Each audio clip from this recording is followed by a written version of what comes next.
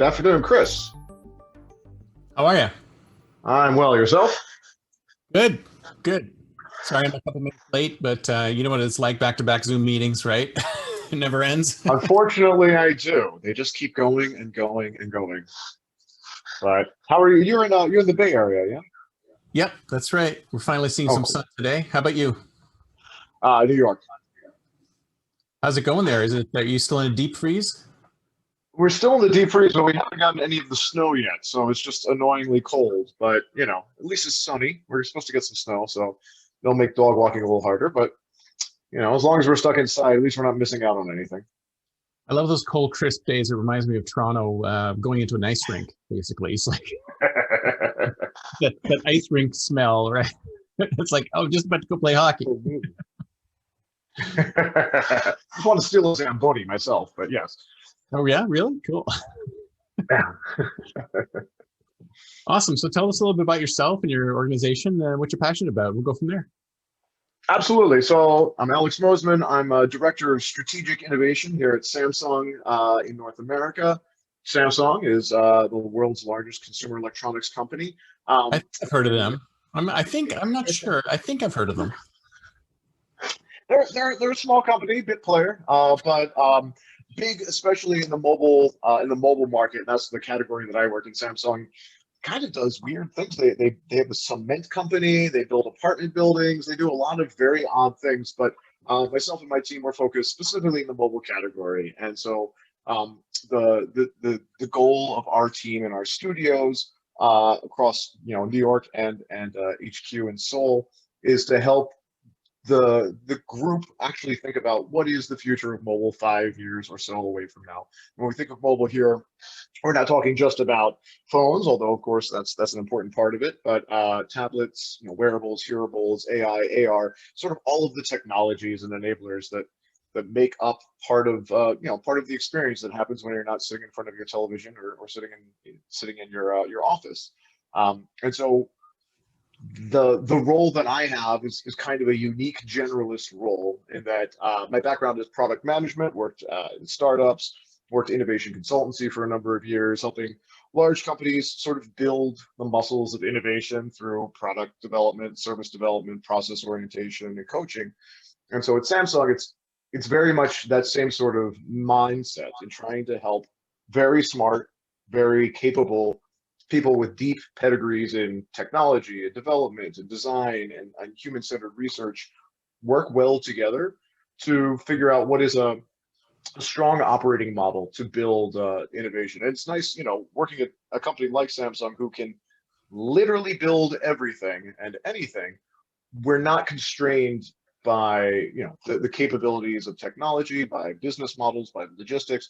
There are a lot of the things that I've seen in previous roles that I've had, and just working with other companies that have been constraints, we're sort of unbridled from. And so the core question that our teams work around is, if you can build anything, what should you build?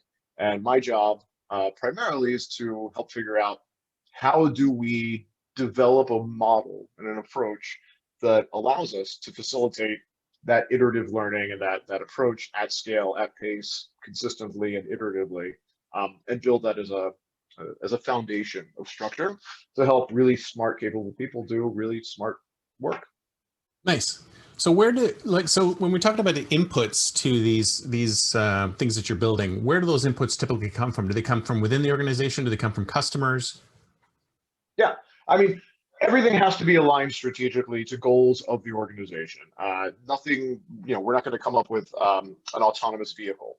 We're not going to come up with, a CPG product. All of the things that we're doing are dealing with are directly delivering on strategic goals of the organization, specifically in the mobile category. But beyond that sort of remit, we have a little bit more openness in terms of where we're getting those inputs from. So a lot of human-centered, ethnographic, foundational research that we do. We have a number of partners that we work with around trend analysis, whether that's socio macro trends that are occurring, feels like every 5 minutes in the world that we live in right now. Or things that are a little bit more, have a little bit more of a long tail to them in terms of evolution of business models, evolution of the way that people are using services, and that ecosystem mentality that's really grown over the past, I don't even know, 5 years or so. So we're looking at that. We're looking at, design affordances. It's not enough for people to say that they want to have a better way of, interacting with the devices that are around them. But there are certain customs, there are certain things that we are familiar with in terms of smart, sensible design, smart, sensible ways in which people interact. So we're mining that all the time, and we're bringing that back into our process and our practice. And then it's very much, rooted in lean startup sort of methodology of, identifying hypotheses, identifying opportunities, coming up with ways that we can, as quickly and lightly as possible, test and validate or invalidate those hypotheses, and then make sure that we're capturing the learnings from that to iterate on. So it's that process of bringing these different inputs in, and at least for us, we say that, the core of what we're focused on is bringing joy to everyday experiences. So it's not about just having a single amazing great product or product experience. It's about the, making every element of that, every element of what you do day in and day out, that can be enabled by consumer technology, joyful, pleasant, comfortable, accessible, and easy. And so that's sort of the lens by which we frame a lot of these inputs from. And then it's the iterative process to then take that to, trying to figure out what are good, elegant solutions for that. Interesting. Interesting. So you probably don't have anything to do with this then. Whatever happened to the auto fridge? The fridge that was supposed to replenish itself. Didn't Samsung have that product like back in 2015 or something like that? So I do not work in the home appliances division of Samsung, much to most of my family's chagrin, because they're always asking me about TVs and refrigerators and washer dryers and all the great stuff that Samsung does make. I did hear though that they just announced in I think it was in India, a refrigerator that'll actually make yogurt curd for you as part of the internal process of it. Oh, So, nice. innovation is happening all through the refrigerator area, but I unfortunately am a little bit removed from that side of the business. Yeah. No, I think the reason I'm asking is more along the lines of agency. So one of the things that fridge, and there was a period of time when people were talking about these devices automatically doing things for you. It Sure. just seems to have been a bubble, and now it's kind of what we're back to. Oh, we don't want these things to have agency. We want humans to trigger them. I mean, where are we fitting on that path now? Or do humans still want more DIY, or do you think they're heading towards a more of a do it for me?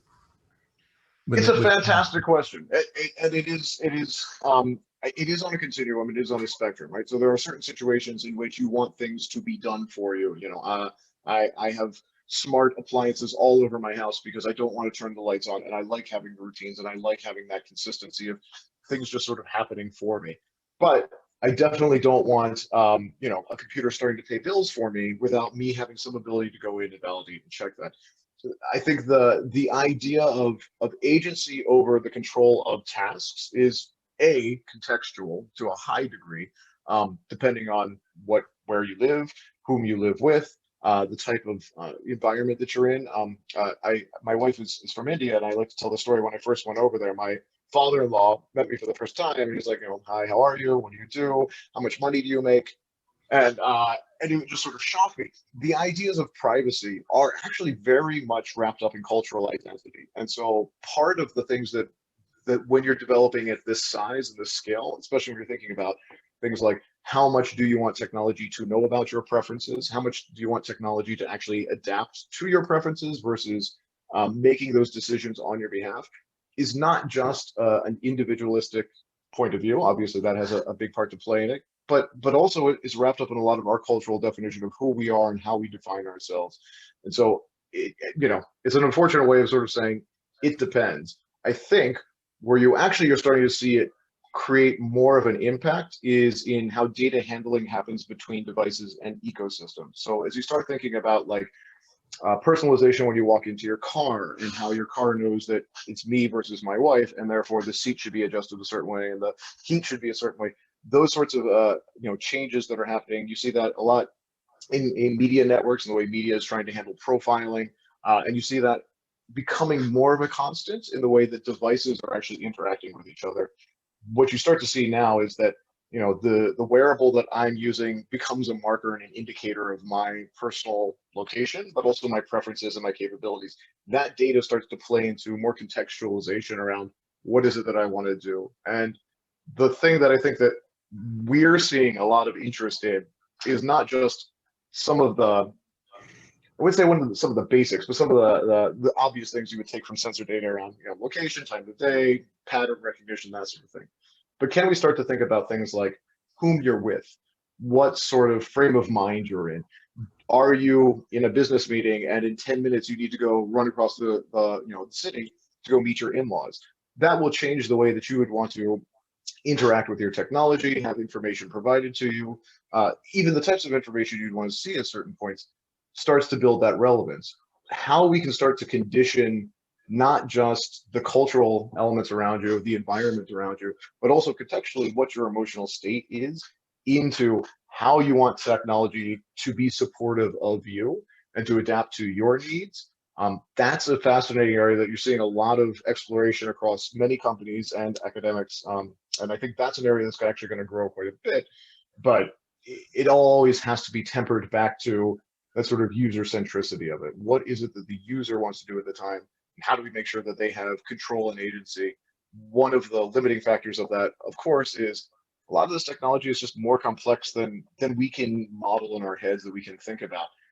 And so it's also how do we let people know what is going on, where are they in that process, what can they change, what can they affect, and how much do they need to be able to do? Yeah, because it always seems to me that, I mean, all of these systems know all of this. They're just holding back of being able to actually proactively do something about it. I mean, I can just come in with an example where I'm running late to pick up my kid or something like that. I mean, why doesn't it automatically, it can tell how fast I'm going, it can tell I'm stuck in traffic, it can tell I'm supposed to meet him at this time. Why doesn't it just send him a text saying, hey, I'm going to be here at, 4:53 instead of, 4 o'clock. So I mean, Absolutely. that would really make my life easier because I wouldn't have to pull over and so it just seems like all of this stuff is known. It's just that we haven't gone the next step to do that, and we're holding back. And it's like, I'm sure there's a whole cadre of people like me who are like, yes, please, I want to do it now. But we just don't seem to make that extra step. I mean, do you think companies are holding back too, or do you think they're just like where are they It's in? I mean, it is one of these beautiful situations in which we can do a lot more than we actually are. We've actually productized, right? So the capabilities, to your point, technologically, a lot of them are there. It's what should we do and how should we do it? A good example, of course, is I'm sitting at my computer working away. I get a phone call, six things around me start buzzing, letting me know I have a phone call. Yet the ecosystem that I'm on, which most of the time is a competitor's ecosystem, knows that I'm working on my computer. So why do I need 16 different things to tell me the same information when it knows where I am? Part of a lot of this realistically comes down to business models and incentivization. To Hmm. what degree are companies incentivized to be able to share that data and share that connection so that they can make it as good for the end user as possible, especially when they have competing data interests, competing product and service interests, and competing business models. And then on top of that, what is the end point? Like, how do you graciously inform the end user that I'm now going to share your information with your Amazon Alexa from your proprietary Google Calendar to make sure that when you're cooking dinner, if you need to call your parents because you put it on your calendar, it can show you that in an appropriate time and way.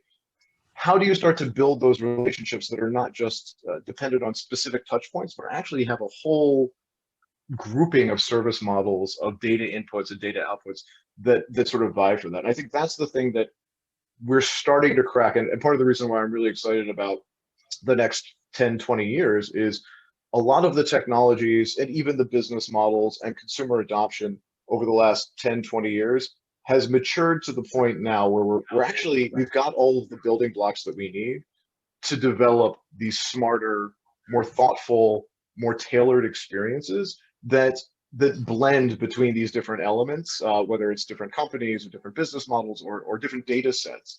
And we actually have the appetite now where people, I was working on mobile apps back in 2010 when mobile commerce was just a figment of our imagination, and now thank God during the pandemic, I can buy anything right from my phone and it can be delivered within, 24 hours or so. The consumer adoption level has gotten to the point now where I don't think we're as far removed from the understandings of the capabilities, and we're bought into the value that it does deliver for us. The next set of, I would say the next set of, maybe even 18 to 24 months, we're going to see an explosion of a lot of ways in which these multiple data sets start to tailor together.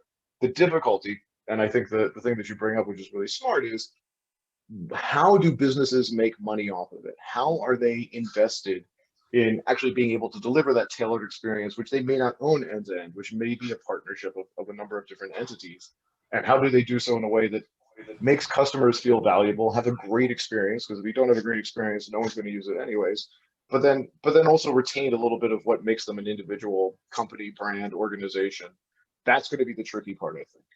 Yeah, well, it makes me think that we need some kind of a human data layer or an API between us and the rest of the world. So all these companies can hit this API, and then the API can decide what to farm out to whoever. Because I don't even know if I want to make that decision. Because it's going to be ridiculous. It's going to be all these different companies coming in and trying to hit this API, and going, oh, should I let this in? Should I let them in? Let me set up some rules. I don't think people are interested in that. It's kind of like what happened with the Facebook data dumps, where people were like, oh God, my privacy, and then 5 minutes later it's like nobody cares. So it's like we almost need this layer, or even an avatar, or a virtual assistant that's on our side that can sort of negotiate against these bots coming in. And if you think about it from a business model perspective, it's like right now we pitch the customer because the customer is going to buy our product, but at some point in the future there's going to be an agent in between who's buying the product. So you're pitching to the agent. So it's gonna end up being like those drug commercials where you're pitching to the customer who says, "Talk to your doctor about." So talk to your virtual assistant about buying this product. That's a very good analogy, because I was actually I was living in London when GDPR rolled out, and everybody thought that was going to be the sort of saving grace of data protectionism and data, just understanding the value of data. And all it was just 30 freaking cookie messages popped up every time you went to a website, and nobody cared. Everybody just clicked through it, and it didn't actually the do new web anything. interface, up. And it wasn't about a better, there wasn't a level of expertise in there, and there is this perpetual belief that what we need are smarter customers, more empowered customers, people who will take ownership of their data, and that's BS. I mean, if that were true, nobody would buy Twinkies. The reality is that we don't have the level of understanding and expertise in a lot of these things, especially when it gets into data and data portability and authenticity and authority and transportability. Yep. We just don't have the facile understanding of it. And even today, a lot of people are using just basic mobile technology, mobile phones.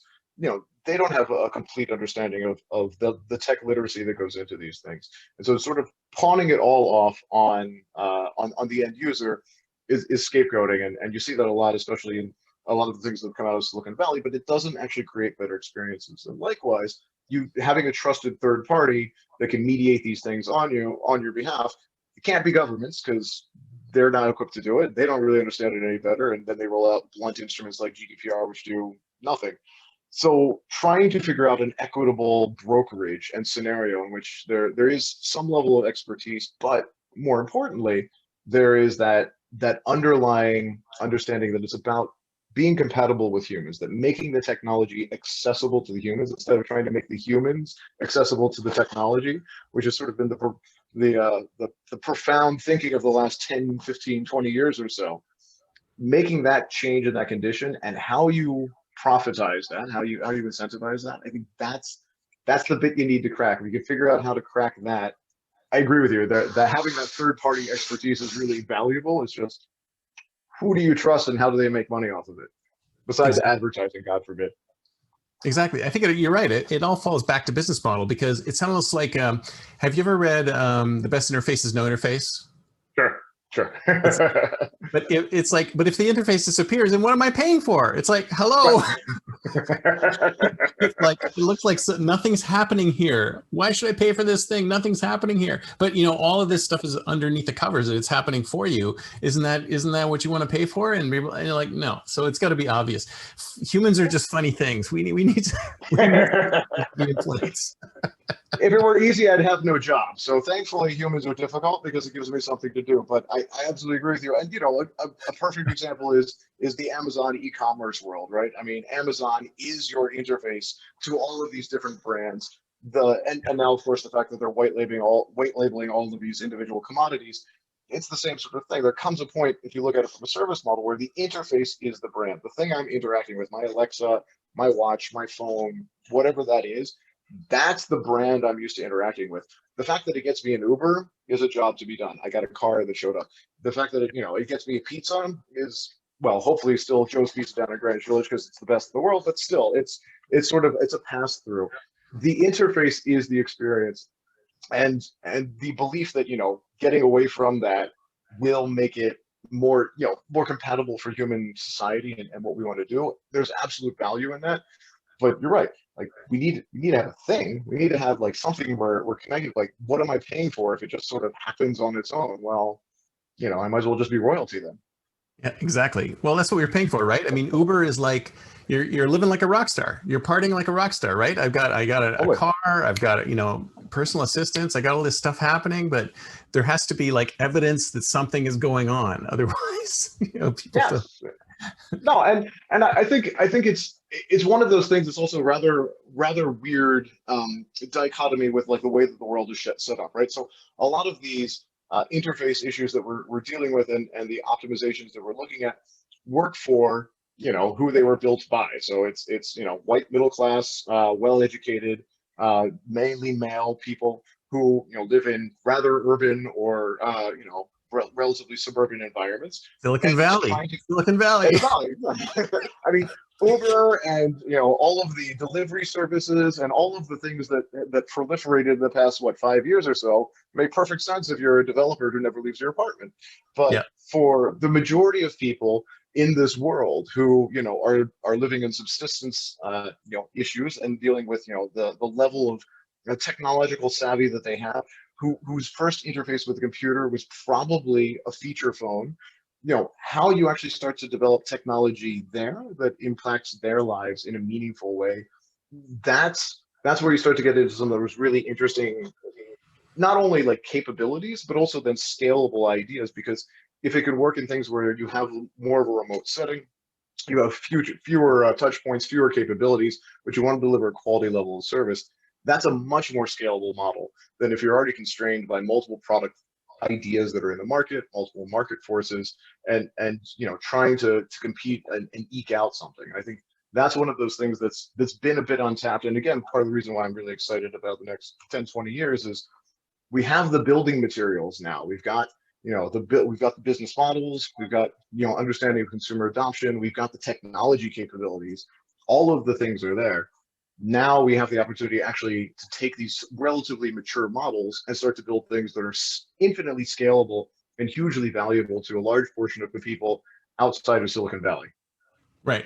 And so how do we do it? Is it design thinking? Is it like lean start? Like what particular pieces of the puzzle are the best Yeah, pieces to use when you're doing this stuff? You were talking about ethnographic studies. You were talking about, sure. all sorts of things. Like, what's the best pieces of the puzzle to use to try and build to that demand?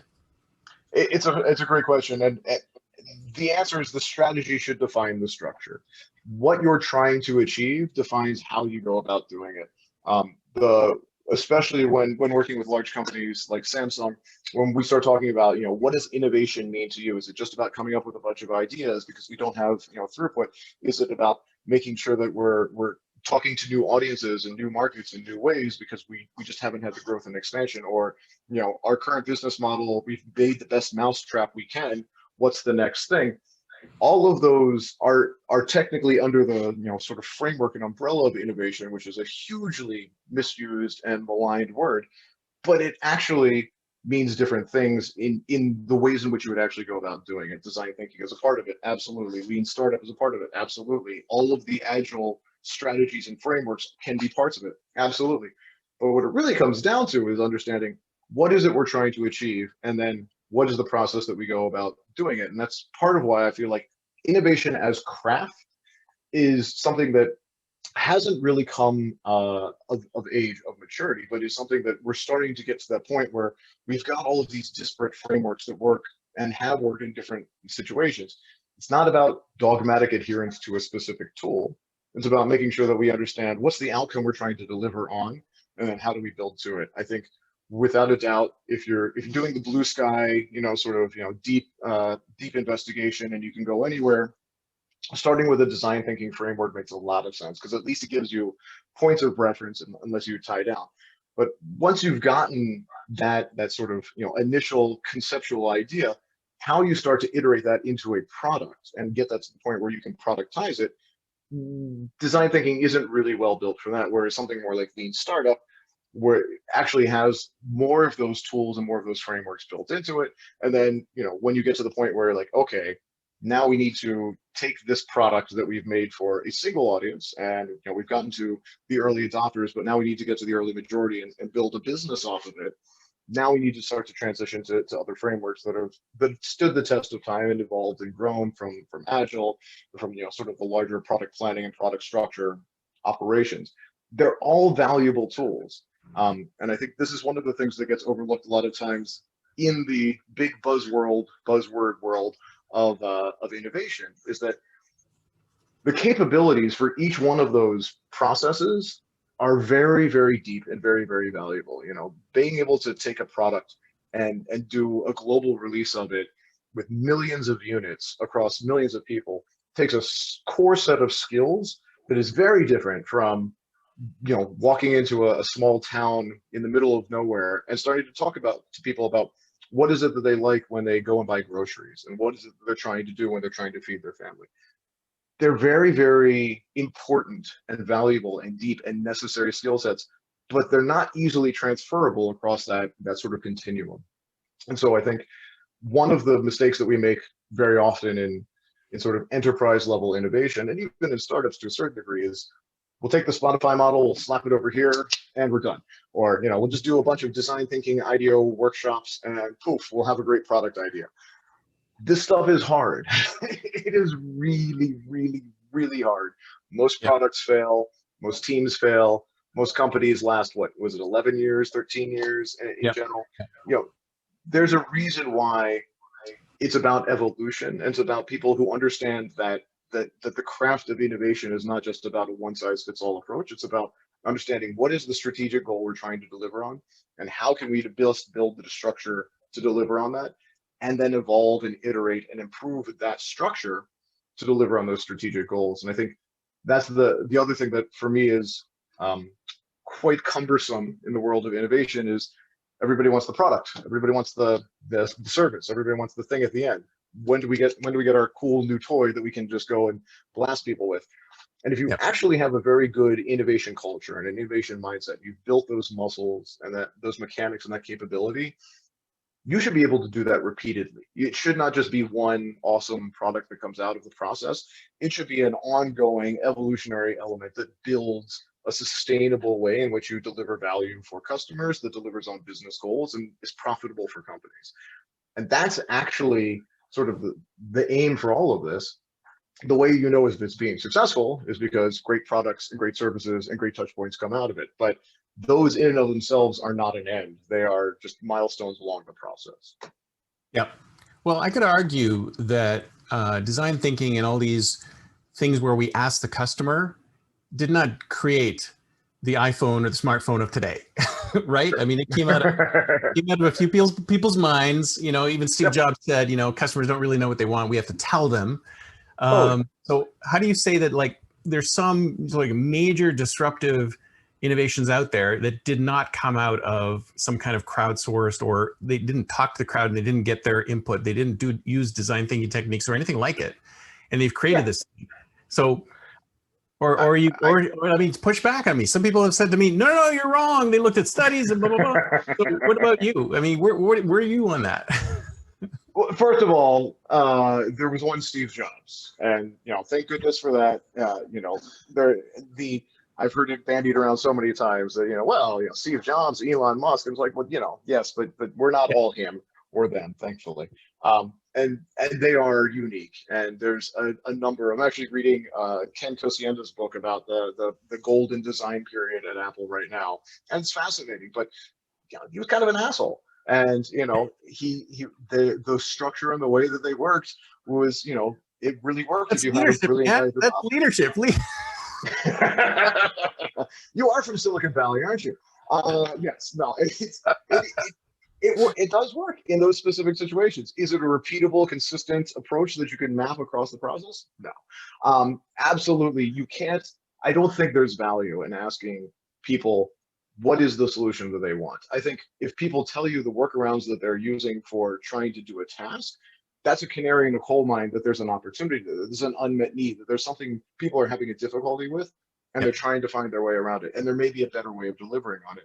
I remembered of Mint, the personal finance application, before it got bought by Intuit and scaled up. But when it first came out, it had huge adoption problems, not because it wasn't a good product, but because everybody was using the back of an envelope, or everybody was using their checkbook to balance the checkbook, or everybody had, for those that were more technologically savvy, an Excel sheet, or an Access database. Why would I input all of this information into an app just for it to do the same thing that I'm doing on my own? Maybe better, but the level of effort was higher. And it wasn't until they got API integration and some of the payment gateway stuff worked out that it actually, hit with consumer adoption. I agree 100%. If you ask people what they want, you'll get a faster horse. Totally true. But if you don't ask people what their problem is, and deeply dig into what is the actual problem, what's the job to be done, what's the archetype that this falls under, what's, how does this fit into a 360 life and not just, a single point in time. If you don't do that due diligence, then you run the risk of creating things that people don't need, or you create things that are beautiful but people will never use, which is, the wasteland of a lot of good products. Is not that they weren't really well thought out, it's just that nobody actually wanted to use them. And you've wasted time and effort. So it is that balance of trying to find the needs that customers can point you to, and then doing the dirty work, the hard work of trying to figure out, how do you best deliver on that in a thoughtful, insightful, and well-designed way. That's the balancing act.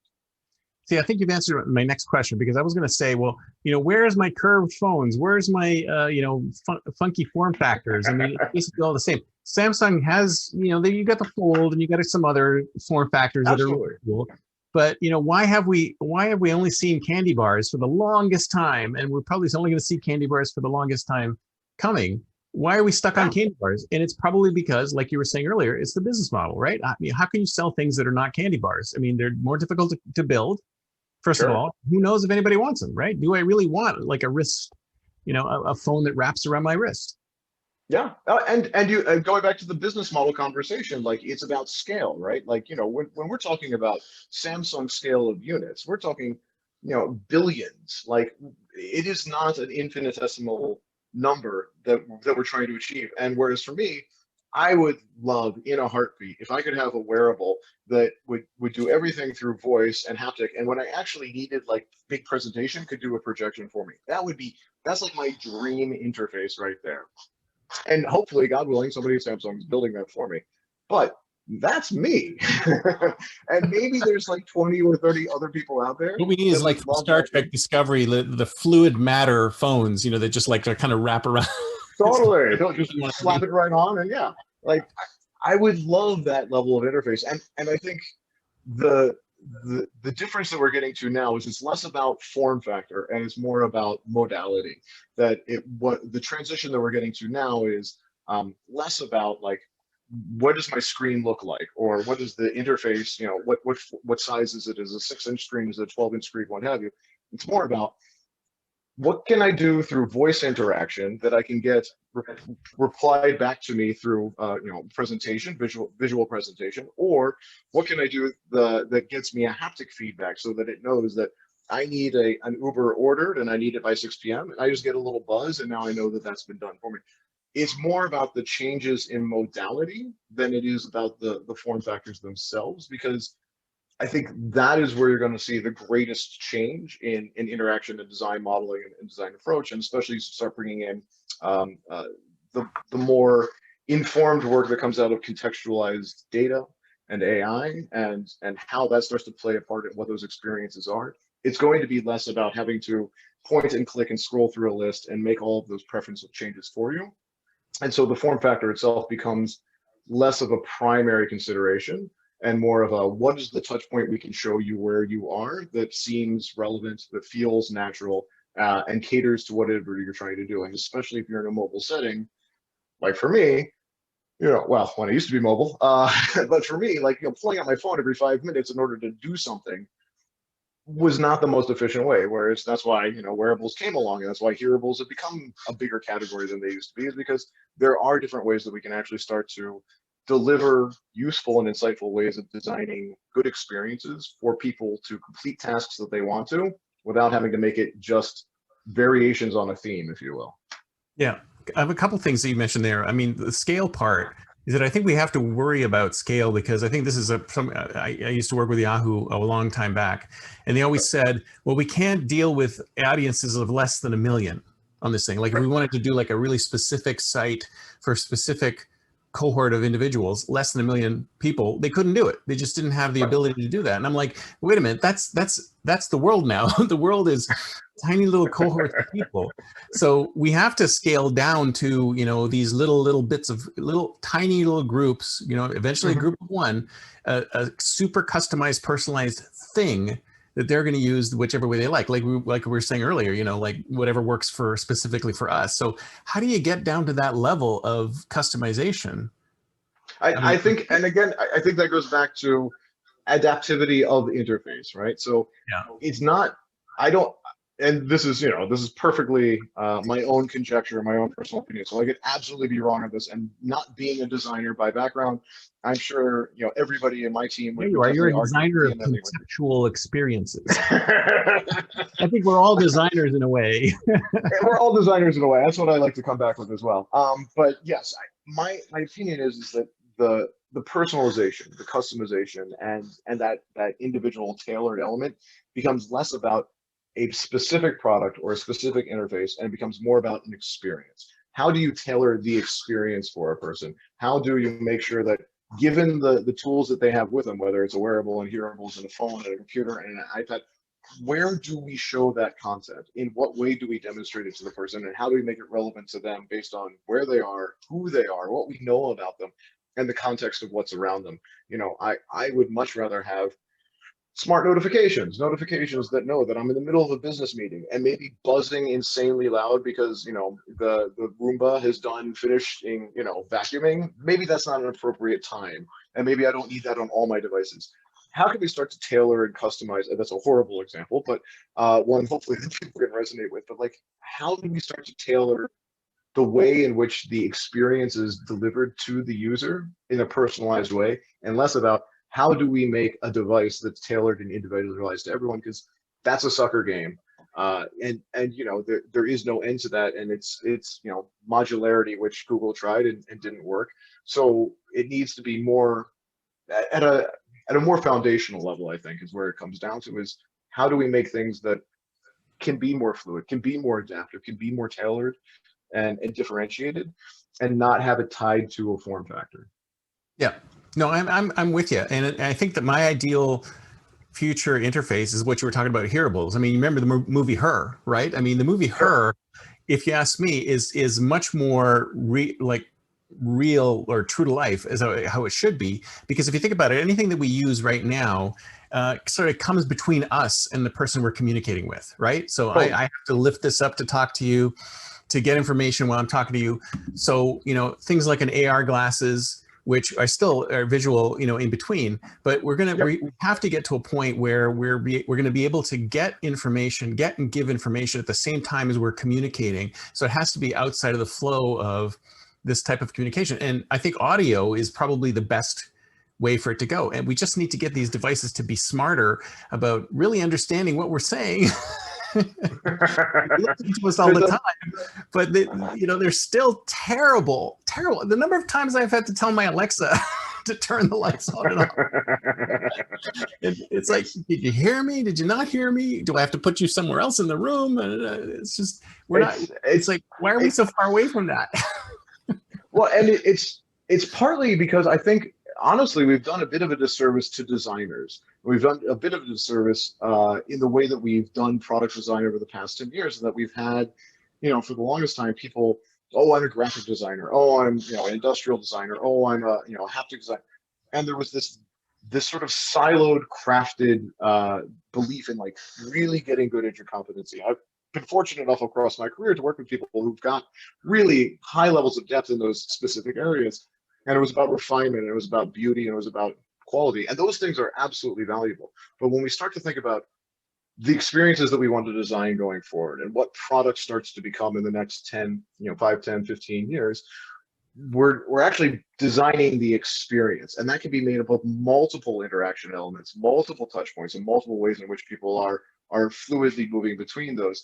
There's a head of I was fortunate enough to work with a head of design I think she's at Alexa now, this woman, Jojo Penna Bickley, and she has sort of become the mother of what she calls cognitive experience design, which is this belief in that when we're designing experiences, actually designers need to not only have the wherewithal of good interface elements and good graphic elements and all of the different touch points and affordances, but actually understand the cognition that goes in the background and what the data layers start to play with in terms of how that becomes another color in the palette, if you will, in creating those experiences. And I think what you touched on is exactly the sort of work that she and others in the field are doing, which is how do we start to design with the technology as opposed to designing for the technology? And kind of goes back to some of the roots of what human-computer interaction was about before it became IA and then UX and sort of moved on. Is how do we start to fundamentally put those building blocks and those elements together in a way that designers can access and thoughtfully think through? And I know Scott Belsky at Adobe and a lot of the work that Adobe has been doing is about trying to do that. How do we start to model experiences? How do we start to design, give designers the tools to design those experiences in a way that makes it accessible for them, so they don't have to all be data scientists and AI ethicists, but that they can understand what are the capabilities, what are the limitations, and how do you start to play with that, and how do you start to iterate and prototype around that. And until we can get to that level, it does just kind of feel like a hodgepodge of like great little experiments that make sense on their own, but don't really work for the end user in a considered way. And we're a little ways off from there. Well, it's like we know that the human can do it, so we just sort of fall back on, oh, they can just change the way they do things to map to what we're doing. And it's like, that's the total opposite of what we should be doing. Our technology is serving us, God damn it, not the other way around. On a good day, yes. Yeah. Man, so I wanted to just like delve real quick into the processes you were talking about earlier. It's like, so Samsung sounds like a really cool place to actually get innovations move forward. So it seems like they're really open to new ideas and pushing things through. But you did caveat that with it had to map to the strategic goals of the organization, right? Sure. So you couldn't just say, come up with like golf balls, electrified golf balls or something like that. That's something that doesn't fit into the strategy. So what do you, how do you bump up against that? Is it just you guys all know what the strategy is because your senior leadership has said this is what we're doing, so you guys just do things in line with that? Or do you ever like bump up against that and go, how do you deal with that? Totally. So one of the wonderful elements of I mean, there are many wonderful elements of working at Samsung, but one of the wonderful elements that I've found within Samsung is that, unlike, say, some of the more westernized technology companies where it's like, we've got a vision of what good looks like, and unless Steve Jobs agrees with you, it's not getting built. Samsung is a bottoms-up organization. It's very much hungry for innovation. Part of the reason why I think it's like the highest or one of the highest R&D budgets globally. They have people all over the world that are investigating technology components and service models. We have M&A incubators here in New York and globally that are looking at startups. Like, hunger for innovation is an understatement when it comes to Samsung. And it's not focused on this is the only thing we do, or this is the core element that we output, and everything has to adhere to this level of quality or we discount it. You actually have the ability to come up with great ideas and be able to surface them. Now, the question is, how do you surface them in a way that is relevant to the to the way in which the business operates that evolves and expands upon what Samsung is. We're not going to become our competitors. We don't want to become our competitors. We shouldn't become our competitors. We should Right. be an evolution of what Samsung is.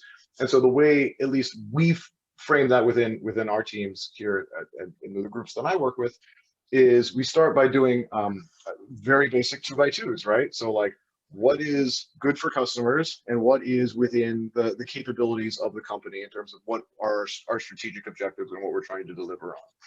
And you come up with ideas that map all over those, but you have to start making some bets on ones that fit within sort of, great for customers, great for people, not even customers, just great for people. And then, are things that Samsung can actually do well.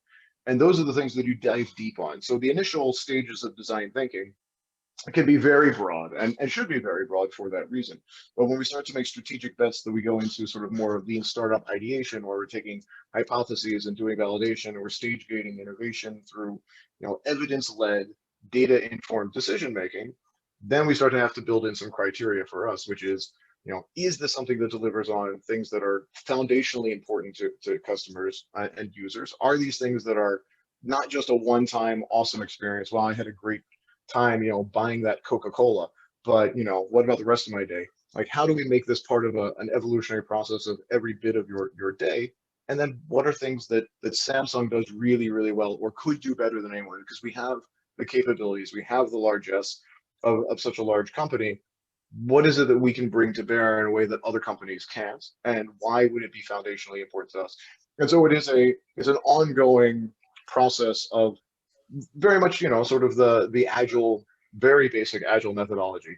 We believe that, customers are more important than documentation. We believe that, that these decisions that we're going to make are iterations, that we're not focused on a prescriptive outcome, that we're focused on learning and iterating and building that learning into the process.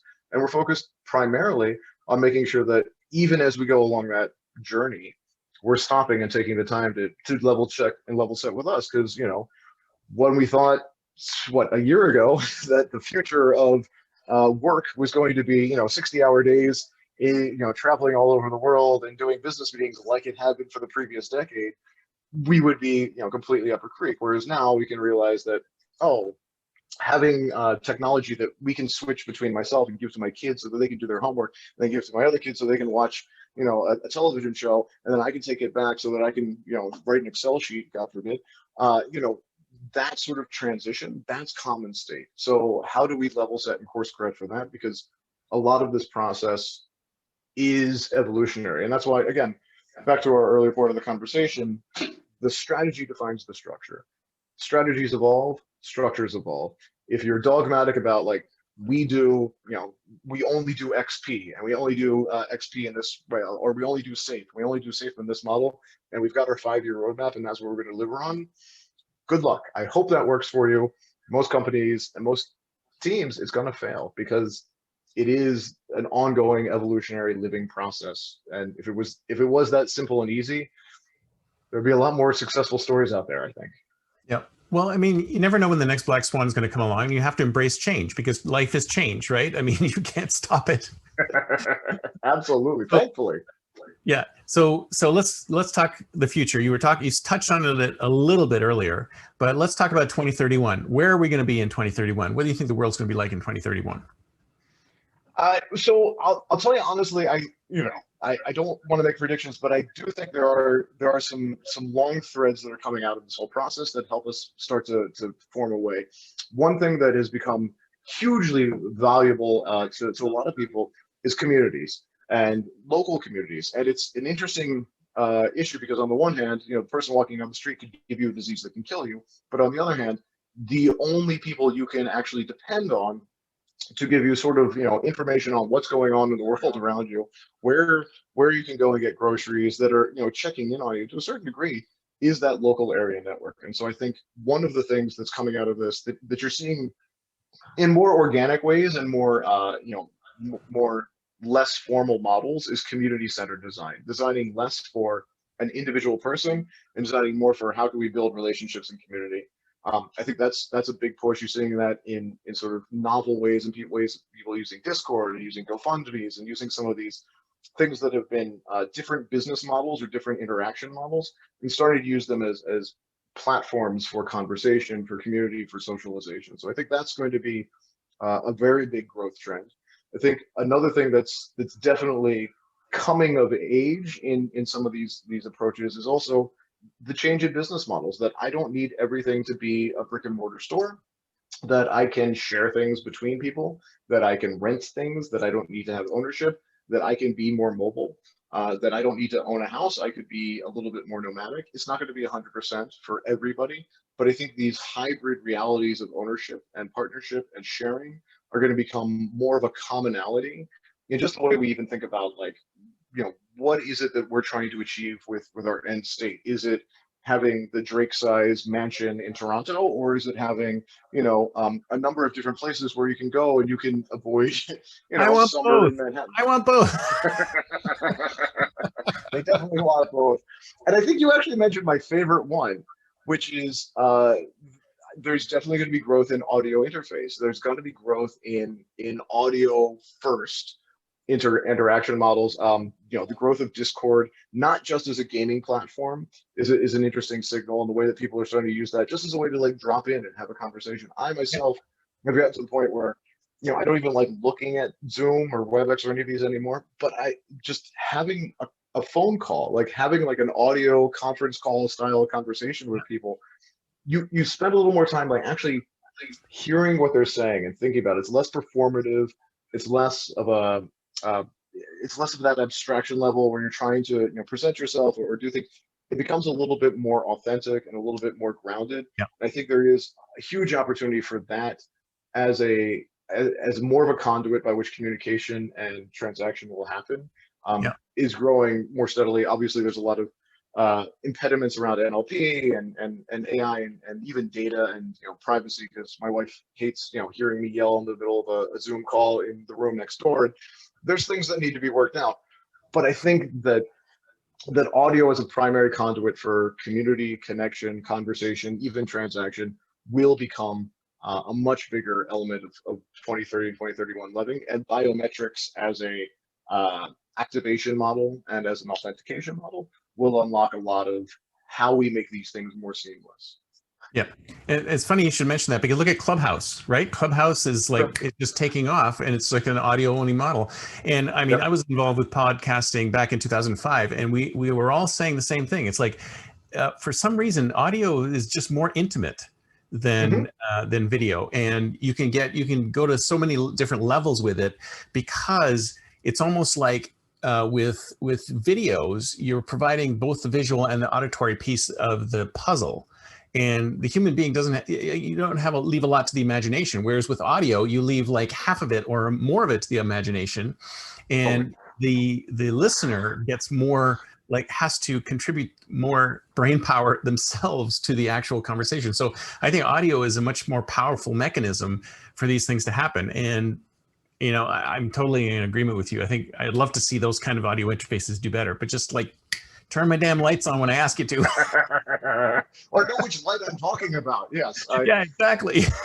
Oh, I have so many places with my I have a light called light. I have another light called lamp. I have another light called opposite.